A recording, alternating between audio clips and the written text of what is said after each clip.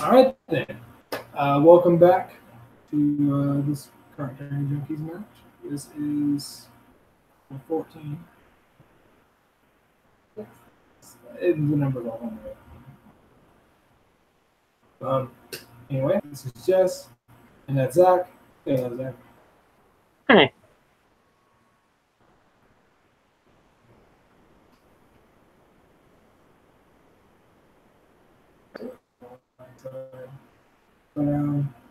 And we're the Tourney Junkies. And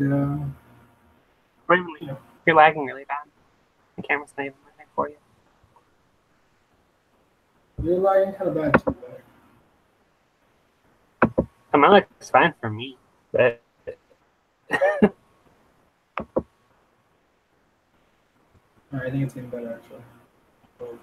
Okay, yeah. I guess it was. I had too much stuff running in my background. I think I said my studio open, so. All right. So the site is www.tourneyjunkies.com. We own that now, so take advantage of it.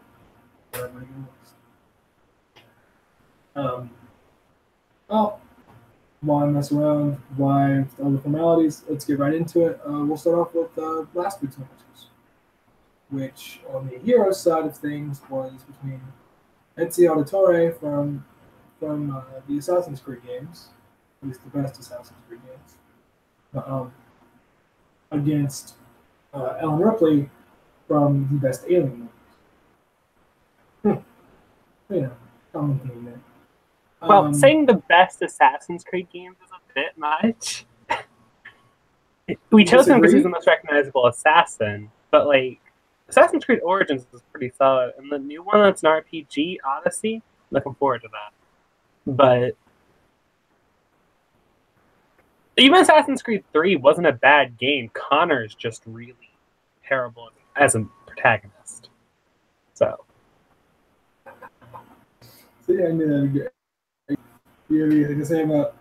I know no one's going to step up and defend like, well, Alien Covenant was a good movie. No one's going to say that. Said no. No. I was going to defend those garbage Alien movies that keep on trying to shove down our throats. Anyway, in that case, the assassin pulled it out. He was able to eliminate Ripley, so I think it's a drop out. Honestly, a lot of our characters to drop out are pretty iconic. Think about some of the people who aren't going to go on, like Ash from Evil Dead's not going to go on. Flash isn't going to go on. Things like that. Pretty big ones. Yeah, the Flash is probably the biggest one so far, I would say. Flash is a pretty big one, I would say. But that was going to be big either way. It was going to be huge if it went the other way. I guess true, yeah. If Superman wasn't in our tournament, it'd be a pretty big deal, too. Yeah, Superman is like the top. He's basically number one seed of heroes, honestly. So, man, sometimes I feel like we should have seeded this tournament. We did this completely random, and it came out pretty good, honestly. Not too bad. There's not too many matches that are like, no one cares who wins this match because they both are going to lose. Fair. But anyway, yes. Ezio was ever able to beat Ripley. Back to the point that we were trying to make. And on the villain side of things, it was between Dr. Robotnik, the villain from, honestly, we're going with the original like Sega Genesis Sonic the Hedgehog games. Anything pre-Dreamcast. Or became Eggman. Became a lesser antagonist. Against Gruntilda from also on the first Banjo-Kazooie. More than anything else. So, and it came down to them, and it was Gruntilda who pulled it out. So Dr. Robotnik is down.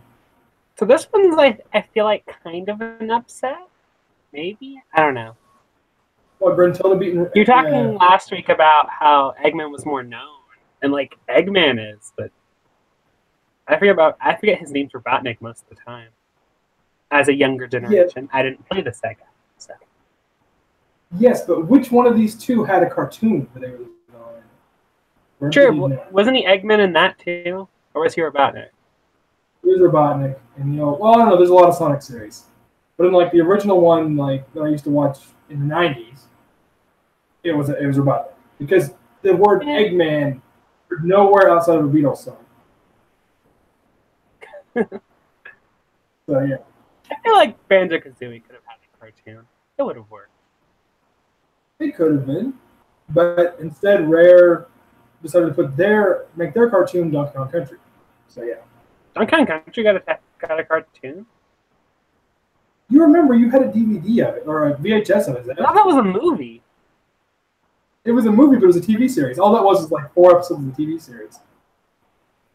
Oh, okay. Yeah. They sell a lot in the 90s, just re-release like 4 episodes as a movie. And it's a movie. So, unless... Yeah, I do see that one as kind of an upset. I would have initially thought, looking at it, that Robotnik would have had a bigger name coming into it. And maybe even at first glance, I would have thought, oh, Robotnik's smart. He should have pulled this out. But when it came right down to it... I'll take their enemies. Sonic is a much more threatening hero than Banjo is. What do you have against Banjo? He's a bear. He's a bear that gets his ass kicked by ants. Those are huge ants! Ants the size... bigger than a bear. Think about that. Ants that are bigger than a bear. He also gets beat up by carrots and a bunch of other weird things. Again, like 3 times the size of a bear, but why is everything so big in Banjo? Terrifying. Whereas Sonic has to worry about like little bunnies in a robot suit. He doesn't fight bunnies. But like everything he beats up is like a skunk or something in a robot. I mean, yeah, but it's not really like beating up. That's like saying you beat up like a bone, like you beat up someone's toe bone because that was the part that escaped them or whatever. Like generally, he beat up the robot, not the skunk. No, but still, woodland creatures. Still, at their heart, at their core, they're woodland creatures. Nonetheless, yes. Without that, after the tangent for so long, that was last week. Last week is done. It's in the books. No more votes on that. It is now time to the 14th matches of the Hero and Villain Tournament, round 1. So, all right, you want to go and give us the Heroes match, babe? The Heroes match is Dr. Jekyll versus the Green Lantern, Alpha. And no bows or vandalism. Yep, none of that. No fancy stuff. Just straight fight. So, all right, I guess the next step is to kind of tell you about those two. And since they're both on me, that's all I'm doing. We'll go ahead and start off with Dr. Jekyll. It's actually one of the older characters in our tournament, being from Robert Louis, this strange case of Dr. Jekyll and Mr. Hyde, and a major influence on a lot of other pop culture. This trope comes up quite a bit. Same kind of like duality.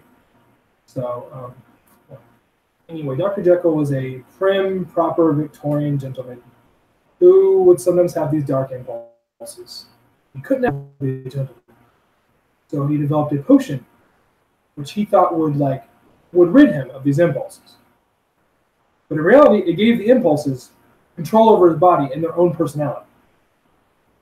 When he drinks this, his impulses form the core of the Mr. Edward Hyde character. And this character can take over Jekyll's body and basically force him to black out, where he will remember nothing of what Hyde does.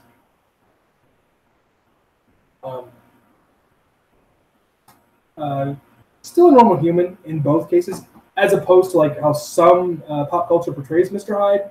He is not superhuman. There is no like the League of Extraordinary Gentlemen does, or even Marvel Comics does.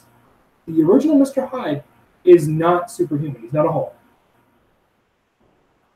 The only thing stat-wise, because they're both normal humans, the only thing stat-wise that's different between the two of them is that Dr. Jekyll is a genius. So his intelligence is going to be high, going to be far above average. And Mr. Hyde's fighting abilities are going to be top-notch. So that's really the only difference in stats there. Wait, top-notch? Really? I know Yes. it's like... That's weird. He doesn't suddenly get trained from being a dick. Like all of a sudden, I don't know, maybe that's what he did with his blackout time. He trained. He became, Ryu or Wolverine. But yeah, I mean, he's portrayed as like being an expert fighter. So, go with that. That's the only real differences between the two. Jekyll will be that's going to that can keep Hyde at bay, but it loses effectiveness the more times he uses it. And the more that Jekyll has these base dark desires, the stronger Hyde's going to get, and the longer Hyde can take over the body. So, honestly, Jekyll already has a fight in and of himself without even having an opponent. So that does kind of hinder him, I think, here. So, and his opponent is what I would consider the most famous Green Lantern from DC Comics. And that would be Hal Jordan. Hal, his father was a test pilot. His father had a plane crash and died when Hal was young. Hal still decided that he wanted to follow his dad's footsteps and become a test pilot.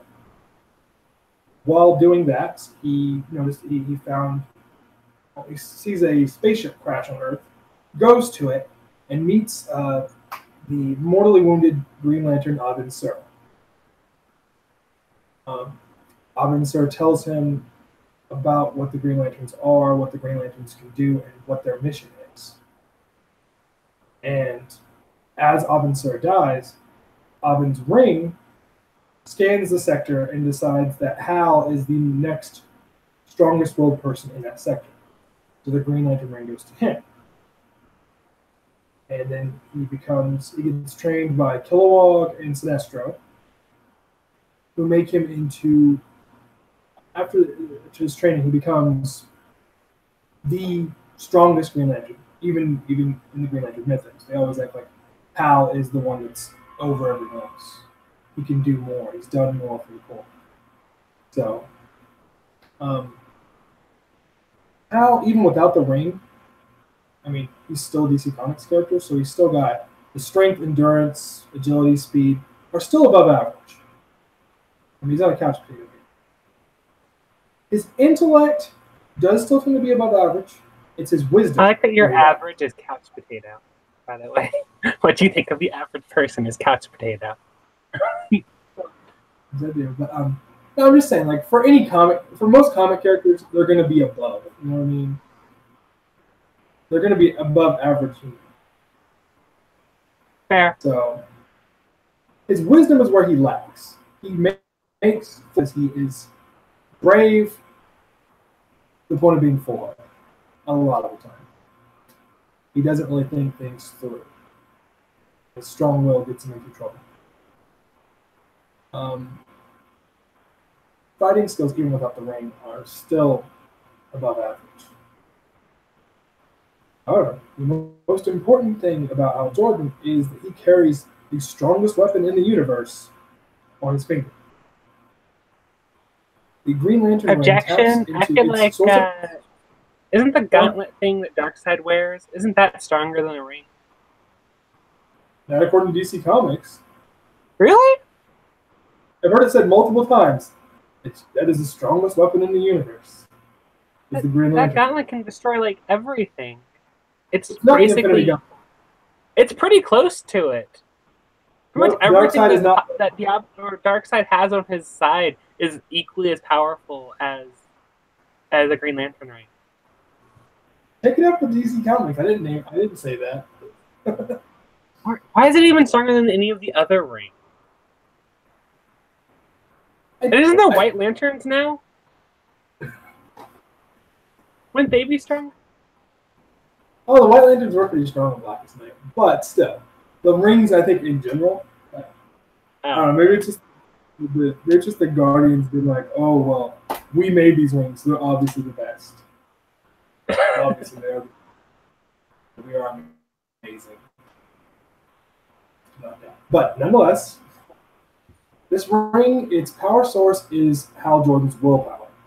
And his willpower really knows no bounds. I don't know if there's any character in this tournament who's stronger willed than Hal Jordan. Or any tournament. Pop culture in general. No one else weaponizes it. Back to that. So the ring will allow him to fly. It allows him to translate written or spoken languages. It allows him to scan his surroundings, buildings, his opponent. So bios really don't mean anything to Hal Jordan because he can get his own bios. He doesn't need us. The ring can tell him everything he needs to know. It does allow him to create force fields or weapons of anything his mind can devise. The ring can create. Its only weaknesses, its only limits are his imagination, his willpower, and eventually, after 3 days of normal use, it does run down. However, we are giving him his battery, so if it does go beyond that, he gets a charge on. I don't know if that's how he loses. And this is not the Hal Jordan of old Super Friends one. This is not yellow makes him Hal Jordan. Okay. I was just about to ask that if yellow beat him. No, this is without. This is after that. So. Okay.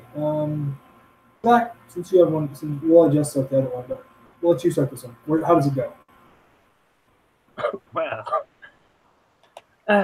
first of all, does his ring scanning work for people who aren't from his universe? I would think so. He can still scan things from the Marvel universe and crossovers. Oh, okay. Then yeah, he should probably be able to cross. Not that it really matters all that much. Especially since I found out, I thought Hydra was stronger originally as well. Sort of in the maybe not quite as much as the Marvel version, but I thought he at least had some added strength or something. Nope. Oh wait, you also mentioned the battlefield. Did you? Did you mention the battlefield? Yes. No. Oh, okay. It's the mountain. No. So if you really needed something else to benefit the guy who can fly, right? they're also on the mountain. It seems like it's all stuff. So I can't imagine a way that Jekyll wins this at all. I agree. The Green Lantern's already really powerful, and Hyde's not all that powerful. Or Jekyll, I mean. But, so, yeah. I agree. One bubble. Yeah. Yeah, the mountain definitely just kind of sealed Jekyll's fate. Because not being able to fly against a flyer on the mountain is going to make you not long for this world. Yeah, that's always a hard fight to come back from, no matter who you are. I don't think any map would have really given it to Jekyll over Green Lantern, though. I don't really see any map making it where Hal lost. Fair. The big ones of DC Comics are going to be hard. And if any other ones of them fall out in the first round, I will be surprised. There's only one left. I guess you're right, isn't it? Well, Jean hasn't fought yet. Oh, yeah. I thought you said the big five, didn't you? I meant the big ones. I just said the big ones. Oh, okay. I consider Jean to be in that, too. I consider, the big five and Jean to be up there to where... Yeah, we were discussing that the seventh one sort of holds in and out. It's the seventh. Is it Aquaman? Is it Hot Girl? Or whatever, but... Is it Cyborg? Those six, yeah. I'm pretty set on as well. Yeah. So if any of the other ones... The only reason Flash went out is because he was against another one. Yeah. I think that's even more so than Marvel. Marvel's big ones are tough, but I don't necessarily I feel like they'd be big enough since they dropped out. Yeah, if Captain America lost to anyone with powers, it would never be considered a major upset. But if Batman lost to someone who was near God level, people would still be like, wait, are you sure you thought this through? Batman could totally do that. You mean like next round where he's fight Thor? Yes, there's a very good chance Batman will win that match. There's a possibility. I'm not saying it's not going to happen. Yeah, on this case, Hal's got this in the bag. Right in Green Bay. All right, then. Onward to the villains match, then. Who we got? Trevor Phillips from the Grand Theft Auto 5 and Loki from Marvel Comics. On the moon, they do have bios and prep time, and Loki has an hour advantage. Like he. All right, Zach. Why don't you go lead us and tell us about Trevor? Okay. So, Trevor is a fairly low-class criminal deep down, like white collar. Just bank robbery is about his biggest deal. I mean, he steals like a nuclear warhead, but yeah, none of that's really important.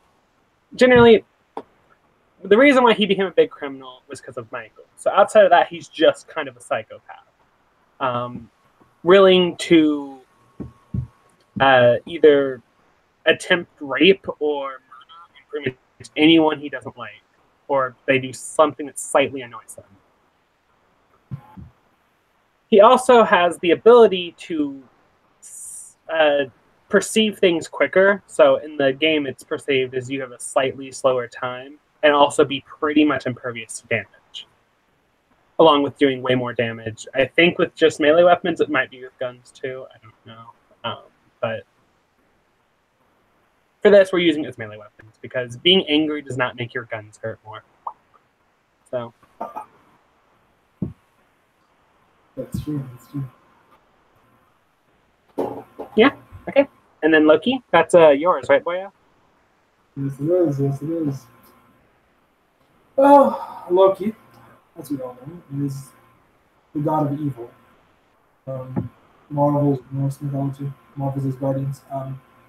He was born to the frost giant Loki, but he was a small frost giant, so he was hidden away, so the other frost giants couldn't see him. More like squish him, but you know. And he was never actually seen until Odin slayed his father. Odin kills Loki, and he finds this infant, who looks like a normalized guardian, as opposed to a frost giant. And he takes him in and raises him as his own son, alongside his true son, Thor. They're raised together, and Loki gets jealous that the Asgardians seem to like Thor more than him. They seem to appreciate Thor's strength more than they do Loki's brains. So Loki starts acting out more and making more mischief, becoming the god of mischief and lord of lies. And eventually gets to the point where he just graduates to full-blown evil. Just where he tries to do everything he can to kill his brother, kill his dad, and take over Asgard as its ruler. Loki's stats they're all very high superhuman. Like they're amazing. Yeah. He doesn't have any stats that's gonna be low. So like strength, one of the strongest in the tournament. Same with endurance, speed, agility, intelligence, wisdom, willpower, fighting skills, magic ability, mental ability, energy powers, all in the top tier. Wait, his fighting skills are really that high? Yes, he's an Asgardian. He trained. I guess that's true because yeah. Huh. I don't even really think of Thor of having that high of fighting ability. I guess he would. Trained that way. So even without his weapons, Loki's like a master swordsman and everything like that. That is magic and all that stuff. Yeah. He has more than what he uses. Loki is devious and always has an ulterior motive for everything. So you can be sure no matter what he says, it's not. So,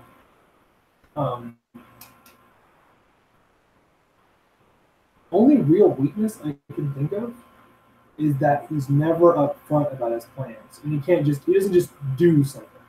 It's always got to be grandiose. There's always got to be a scheme involved. Is that a weakness? I didn't think that was a weakness. I mean, I would think, if anything, the weakness for Loki, it's the fact that he's not straightforward about it. He's always got to. He fights versus Thor. It's hard to be straightforward against Thor. Agreed. Agreed. And Loki will be bringing a couple of accessories to this. One, he will be bringing the Norn Stones, which do increase his magical abilities. He's also bringing the sword, which he probably won't have to use. Or maybe he will, I don't know.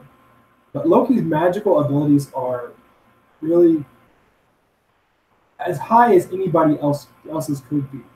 He's at the level of like Doctor Strange, or Doctor Doom, Zatanna, Spectre, anybody. I mean, he's is he a star Spectre? I'm not sure about that. Oh, what? Spectre's the hand of God? Loki is a god. Yeah, but he's a god. He's hand of the god. That's one. That's of all the godly power was in one form. It's because there is no the god in Marvel Universe. We have both. DC somehow has both. So, yeah. Whatever. But still, Loki's magic is kind of off the charts. He can do pretty much anything of the ill-defined magics. So illusion casting is a specialty of his. Illusion casting and trickery. Of the ability that even the most enhanced senses cannot detect his illusions. Like, if you can fool Wolverine, you know you're pretty good. You can. Wolverine doesn't have a very high magic sense, though. Can he trick like Doctor Strange, actually, with his magic? With his illusion magic? Yeah, he's tricked the whole new Avengers, which includes Doctor Strange. Fair. So, you can manipulate energy. So, energy powers of a very high degree. Mental abilities, in that he can read minds.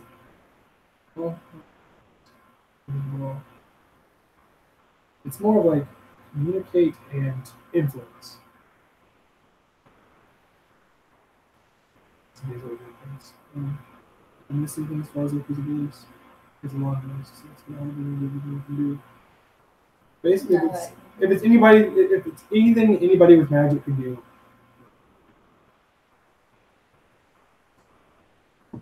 He can empower other people and other objects, increase his own stats, things like that. Can he bring life to things? You said he could do all magic, so. Are you sure? I don't know. It's never been shown in the comics. Like, he's not Diablo. That's how magic he can do, or he doesn't do. But maybe he just doesn't do it. He's like, it's just weird.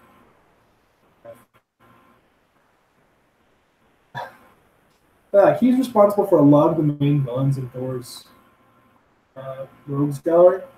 Like, he's the reason why Absorbing Man's a problem. He's the reason why the Wrecking Crew's a problem.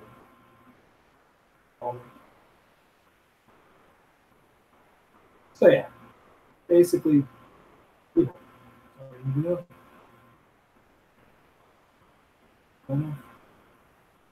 So just what you say. This match is squash. If Loki thinks he can get any entertainment from Trevor Phillips, then he might, but last a little longer. But if he's like bored, then he's done like that. Yeah, the moment he gets bored. I could easily see Loki using Trevor Phillips sort of in the way that he does Absorbing Man with the Wrecking Crew. Like, he's a psychopath who likes to hit things with a bat. That feels perfect for someone of Loki's underlings. Wait, does that count? So if you make your opponent your underling, does that mean you win? Yeah, it means they submit technically. So yeah, I can buy that. Seems about right. It's basically what he did with the record. I'm gonna give him a superpower baseball bat. Woo! Done. Watch him destroy shit. I forgot to mention his weapons, but I don't feel like they really matter against Loki. But He's a yeah, he's an Asgard. Human weapons mean nothing to him. yeah. So yeah, easy. I think this week was 2 very easy matches, and they both went to the comic characters. 2 very strong comic characters. Loki doesn't make it like almost to the finals, or doesn't win this thing, then I'm gonna be disappointed. Who is he fighting in next round? Do you know? I don't know yet. I can look real quick though. Check. Who might he fight?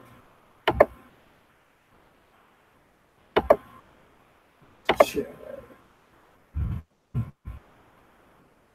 Oh, man. It is either going to be Walter White or the Stay. Wow. Not great. I don't feel like Loki showed a problem in the second round. Yeah, so when that match comes up, we're just going to know which one of these 2 are going to go in to fight Loki. Okay. Sometimes it's like that. Who's going to go in and get beat? Certain people are just hard to beat. Anyway, that's a match for future. So the first round to get through it. We're not even halfway yet. So, I guess we will go move on to a preview for next week's matches. On the hero side of things, it is between Elsa from Frozen and Sean from Shaun of the Dead. So I don't know if that's a match I've ever seen anywhere. It sounds unique. I would think it's unique. Yeah, I've never heard that as a conversation where who would win, Elsa or Sean? Answer that question. Fair. I feel like it would be a pretty quick conversation now. I feel like this match shouldn't be that hard, but we'll see. Yeah. It's scrappy. Very scrappy. I don't know if she's the most powerful Disney princess, but scrappy. Yeah, right. she's definitely stronger. No, that's powers. No. And then on the villain side of things, it is between Pennywise, the clown from It, and Isaiah Orahara from the anime Durarara. This should be interesting. Yeah, I don't think our villains match is more interesting. I'm not sure who I think will win. Kind of a hard decision. I mean, it's like, what are the weaknesses of either one of these 2? Because, I mean, it's weird. Yeah, like Pennywise is the initial one that you would think, but like I don't know what how his restrictions are because he's only really able to. He only messes with the 6 kids, and that's only because they have a very common factor that ties them all in, blah blah blah, fear and stuff. So he messes mainly with children because their fear is more delicious. But anybody who fears is a target. And what happens if they don't? Can he just not touch them? Or it would weaken him, I'm sure. But how much? Is he just a normal clown if they don't fear him at all? He is not a clown at all. I mean, that's the thing. I know he's an outward appearance, but like, is he a demon or is he a ghost? I don't remember. But either way, that is a conversation for next week. Yeah. It's not. So, now we pass it on to you, our viewers, to on the site, www.tourney.com. Go on there, read the bios, read the matches, check out the maps, comment what you think on these matches, on the next matches, or any matches. Head to our portal, pick up anything that you want to that connects with our combatants, or even not. It's always fun. I mean, you can always find everything else through our portal. And most importantly, vote. We need to hear what you think. We need to hear who wins. So, and we can't decide that without your heart. So, these polls will end tomorrow night at midnight, and we will be back for our next video on Sunday. What time are we going to Afternoon, probably. Yeah, on Sunday afternoon. We'll schedule it when we get closer to it. Anyway, like I said, head over and make your voice heard. Help us decide who we're playing.